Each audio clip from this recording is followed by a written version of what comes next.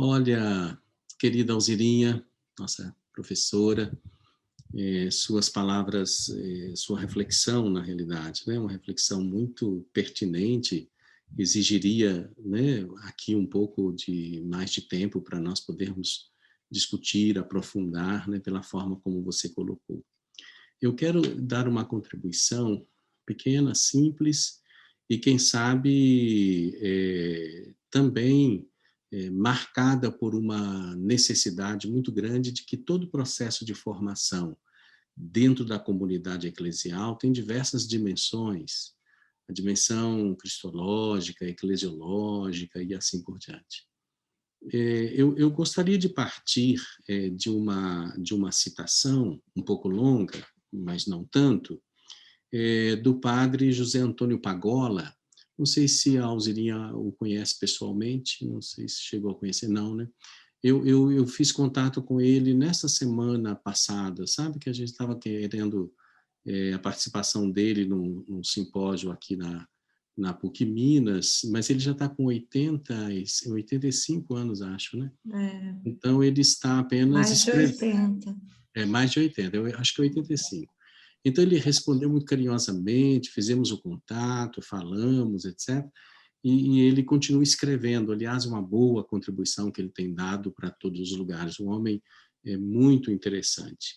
E ele realça muito alguns aspectos que eu também tenho procurado realçar. Dentre eles, o processo mesmo de formação no sentido mais pleno da palavra formação, que não se reduz propriamente à leitura de alguma coisa, à apreensão de um conteúdo, à escuta de uma palestra, algumas anotações e pronto, acabou.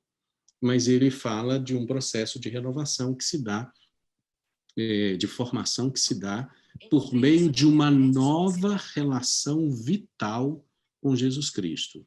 Não é? Porque um cristianismo sem uma relação viva com Jesus Cristo e tudo o que isso implica, a professora Alzirinha mencionou algumas coisas, não é? Então, não é só anunciar Jesus, mas anunciar Jesus com o entorno dele lá, com o entorno de cada um de nós aqui, não é? Então, ele diz que o cristianismo, de fato, sem uma relação viva com Jesus, não tem futuro.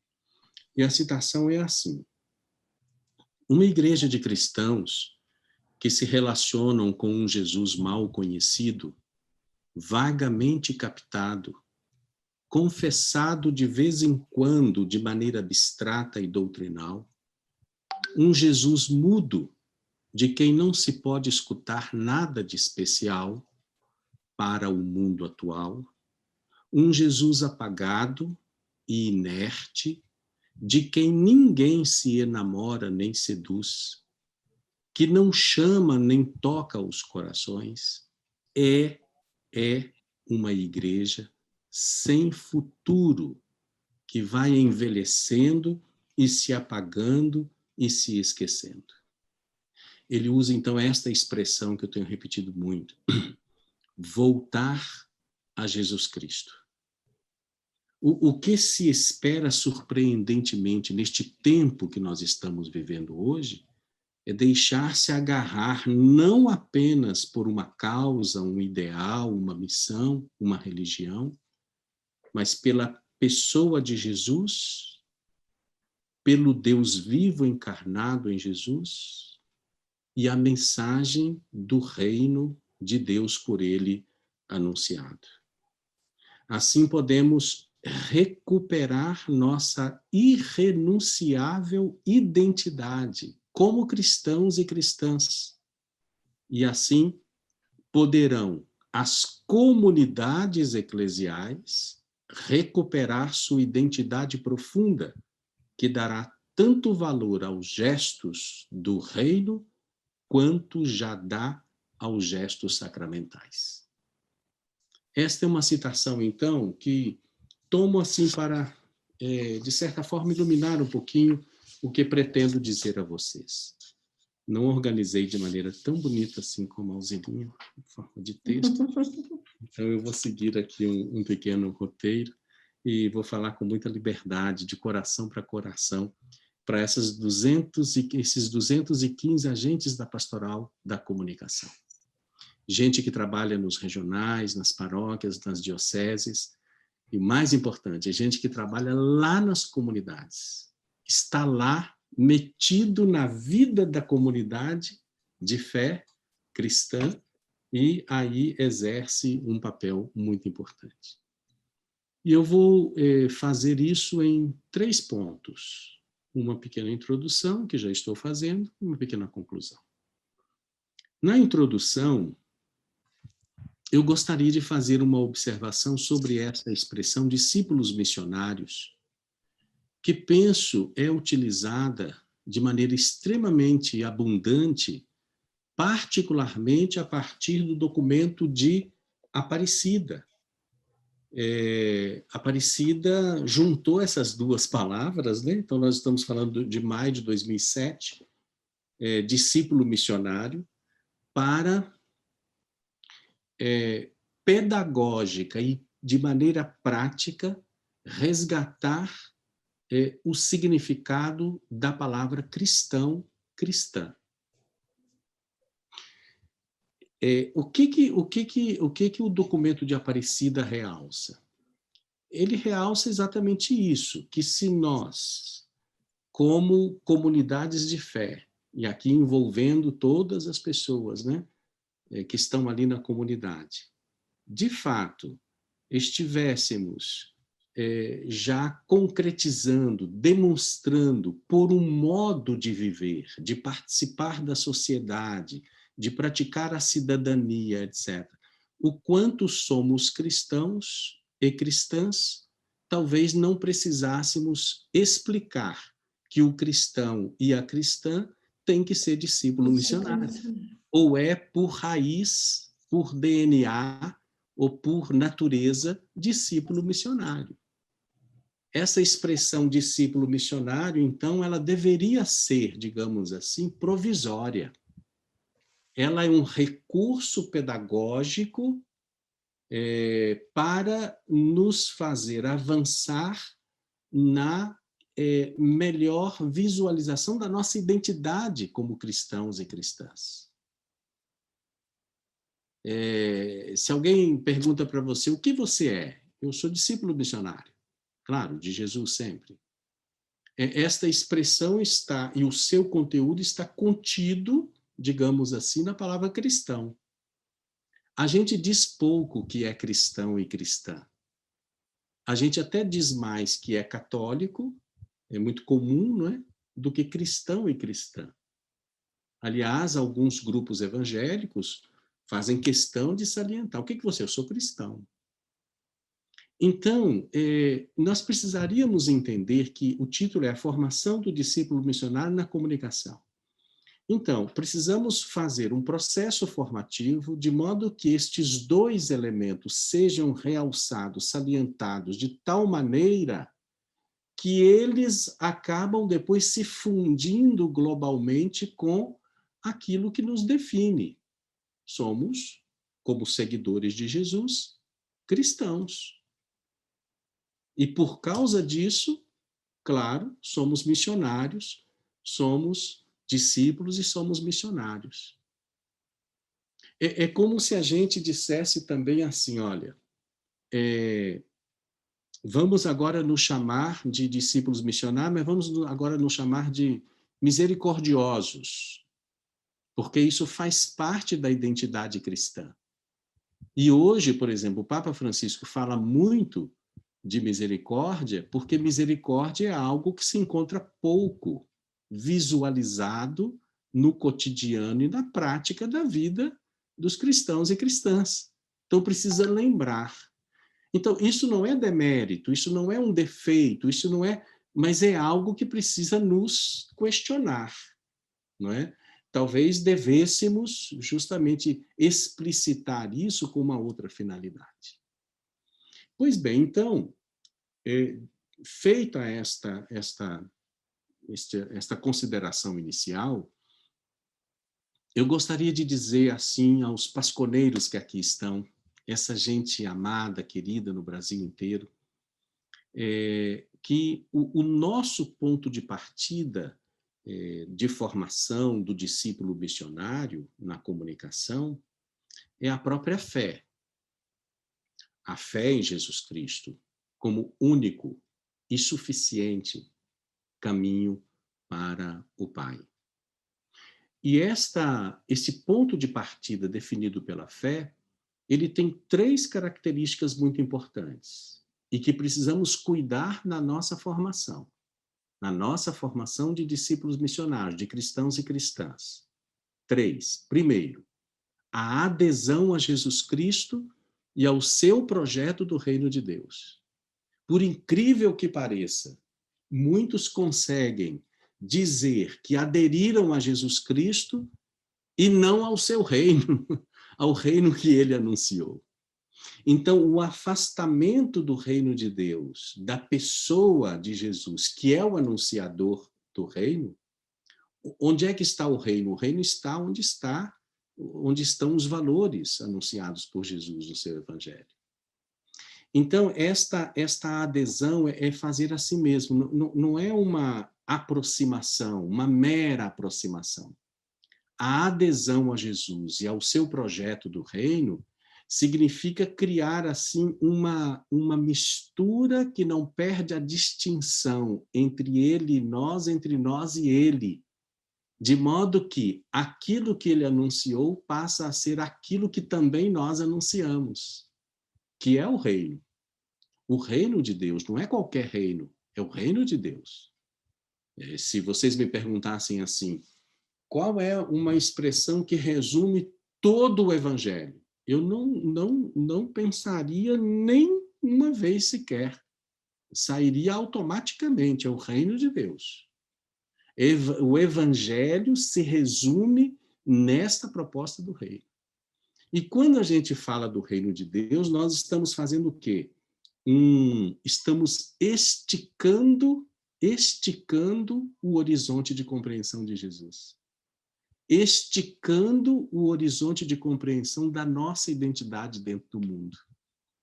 Então, ao invés de sermos puxados para uma intimidade com o Senhor, nós somos enviados em missão para este horizonte que foi esticado pelo reino de Deus. Esticar o horizonte é uma expressão muito bonita de um poeta matogrossense, belíssimo. Eu usei muito agora num artigo que escrevi recentemente. O segundo ponto, o primeiro, adesão. O segundo ponto é a busca de conhecimento daquele ao qual nós aderimos. Então, não é possível a gente ser cristãos assim de uma maneira significativa no mundo de hoje sem saber sobre, sem conhecer. E não é um mero conhecer informações a respeito de Jesus, mas é um conhecimento existencial. Alzerinha falou da experiência. Aliás, uma das expressões mais ricas da teologia cristã, é belíssimo. E olha, isso aqui daria não sei quantas lives pela frente. Então, é um conhecimento experiencial, existencial, acerca da pessoa daquele ao qual nós aderimos. Ou seja, nós fizemos a aproximação e, mais do que isso, uma interpenetração que nos compromete igualmente, como Jesus foi pelo reino, nos compromete igualmente com o anúncio do reino. Então, não é um mero conhecimento. Então, a nossa formação como discípulos missionários, como cristãos e cristãs, deve levar isso em conta. Ao partir da fé, precisa considerar a adesão e o conhecimento. E o terceiro, eu diria, é o ponto da maturidade. Os outros dois, eles são para nos empurrar para o terceiro. O terceiro, a gente poderia chamar assim, é a martiria. Martiria, a melhor tradução para martiria é o testemunho. É o testemunho de uma vida vivida segundo a fé cristã. É isso que é martiria. Ou seja, eu dou testemunho. Eu não preciso falar. Eu não preciso anunciar simplesmente pegando o microfone, indo para a televisão, andando para lá e para cá na frente assim do altar e falando, e falando, e falando, e falando, e falando, e falando. Quer dizer, o ponto alto da adesão à fé em Jesus Cristo é o testemunho de vida. Portanto, ele é acessível, sabe a quem? A mim, a você. Ele é acessível ao mais simples dos nossos agentes de pastoral da comunicação, lá numa comunidade perdida, não sei onde. É acessível. Porque esta pessoa lá pode dar, inclusive, um testemunho de vida muito mais forte, eloquente, do que uma pessoa que tem grandes conhecimentos teóricos, pura e simplesmente. Né? Então, olha bem, adesão, conhecimento, testemunho. Contudo, a formação como discípulo missionário, que tem como ponto de partida a fé com esses 3 elementos, ela precisa deixar, como já fiz aqui um pequeno esforço para tentar caracterizar, é que a meta é o reino de Deus. O reino de Deus tem duas expressões que o definem bem. Ele é dom, portanto é dado, portanto é gratuito, ele é oferecido, é oferta de Deus, e ao mesmo tempo compromisso. Não é só dom, e não é só compromisso. Nós, pelo compromisso, precisamos construir aquilo que nos é dado. Aquilo que nos é dado nos faz comprometidos, não é? A uma construção, a uma operação, que é a operação da construção do reino de Deus. Então, essas duas coisas, reino como dom e como compromisso nosso, isso é a meta da nossa formação. Nós não deveríamos perder isso de vista. E aí nós temos, então, 4 pontos que se juntam àquele ponto alto lá da martiria, do testemunho, que são muito importantes no nosso processo de formação. E que está também ao alcance de todas as pessoas, mas todos nós deveríamos ter isso como agentes da pastoral da comunicação. Então, e são 4 notas que são neotestamentárias, que são bíblicas, né, do Novo Testamento, e sobretudo ali das experiências das primeiras comunidades, que são testemunhadas em textos bíblicos em diversos lugares. Então, qual que é a primeira nota? É entender a formação do discípulo missionário como formação para a diaconia, para o serviço. O serviço que nós assumimos de fazer pastoral da comunicação é uma das notas do nosso processo de formação. Entender, então, a diaconia como parte da nossa missão. Nós somos diáconos, nós somos servidores. Não no sentido do ministro ou do fiel ordenado, não, muito mais amplo e muito mais profundo do que isso. Mas é como um dado próprio da nossa vocação. Então, é aqui na diaconia, e é a primeira, observe que na vida do cristão, em primeiro lugar, vem o serviço. É aquele que serve. Não é a adoração, não é a louvação, não é a liturgia, não é a comunhão, é o serviço. Esse é o primeiro, entendem isso? Quer dizer, nós somos chamados a viver exatamente como servidores, como diáconos. Aqui entram palavras novas, expressões novas, que vão nos ajudar muito. Por exemplo, na Fratelli Tutti, ontem eu discutia com um grupo de parlamentares em Brasília, ontem à noite, na Fratelli Tutti o Papa usa 2 expressões muito bonitas. Amizade social e caridade política. Quando eu falo que a formação do agente de pastoral da comunicação precisa contemplar a formação para o serviço, eu estou dizendo que o agente da pastoral da comunicação precisa saber praticar a amizade social e a caridade política, num sentido muito amplo, de transformação mesmo da sociedade. Segundo, nesta ordem, a formação precisa melhorar a nossa condição de anunciar Jesus. querigmaticamente e catequeticamente. Ou seja, de fazer a apresentação de Jesus com a própria vida, martiria, testemunho, e também de ajudar a aprofundar a catequese, que vai chegar até lá na mistagogia, que é o nível mais profundo do mergulho em Deus. Ninguém segura essa pessoa, se ela faz exatamente este processo, não é, de educação da fé. Então, primeiro a diaconia, depois o querigma, o anúncio querigmático e catequético. Terceiro, a koinonia, ou seja, o agente da PASCOM lá na comunidade, ele se prepara para ser o agente da comunhão, o agente do diálogo. O agente da comunhão e o agente do diálogo não é aquele que só distribui a comunhão, é aquele que faz a comunhão, que gera a comunhão, que introduz a comunhão na forma de relações entre as pessoas na comunidade. E quando a gente fala do diálogo, né, da koinonia, eu estou falando do diálogo interno. E dentro da comunidade, nós precisamos, de fato, saber nos entender. Nós temos muitas comunidades divididas, não é verdade? Mas eu estou falando também do diálogo ecumênico, que alguns detestam. Eu não sei como é que pode isso, porque ser ecumênico é ensinamento do Concílio Vaticano II. Não tem jeito de ser plenamente católico se a gente não for ecumênico. Se não formos ecumênicos, não seremos plenamente católicos. Só pode ser plenamente católico se formos ecumênicos. É simples assim. Então, o diálogo não é só interno na comunidade, o diálogo é com o irmão, no diálogo ecumênico, mas não é só. É também o diálogo interreligioso.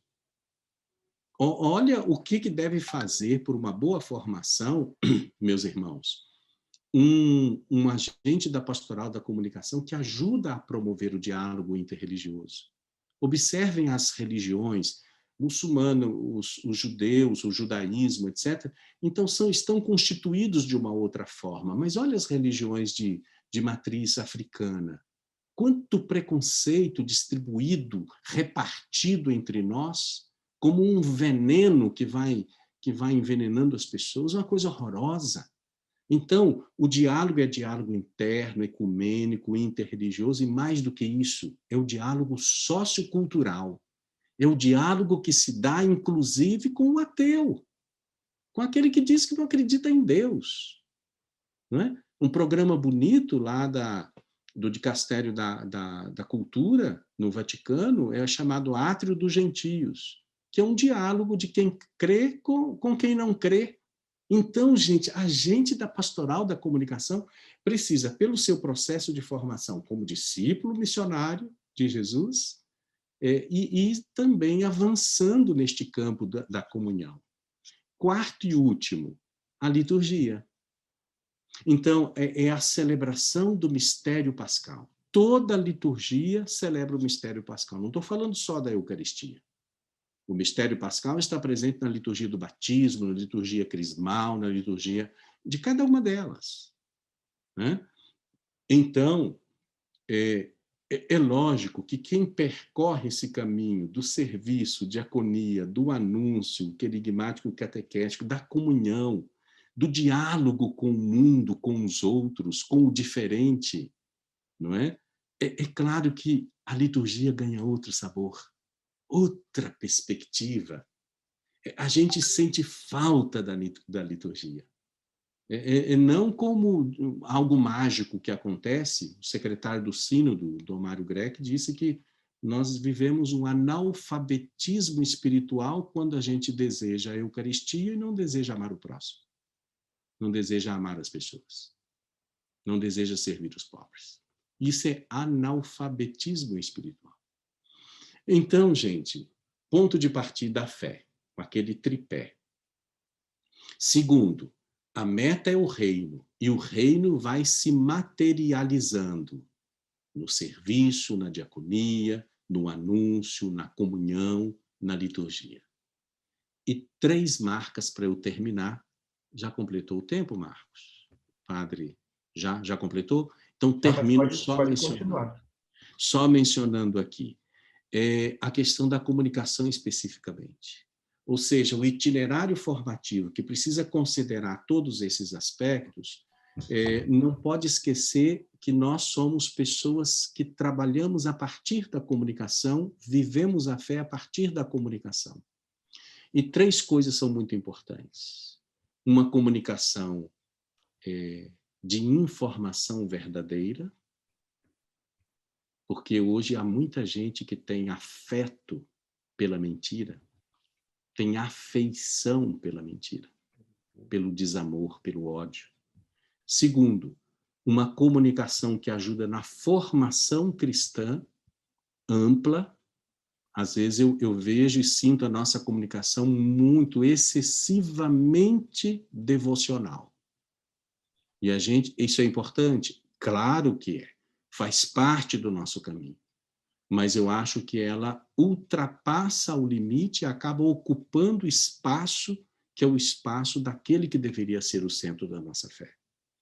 E a terceira característica do agente da pastoral da comunicação bem formada é que ele faça, como cristão e cristã, que ele faça uma comunicação para o bem viver para todos. Aí entra a dignidade, a justiça, a repartição das coisas, né? A casa para morar, o alimento para tomar, essas coisas todas, uma boa escola e assim, o bem viver para todas as pessoas, com dignidade.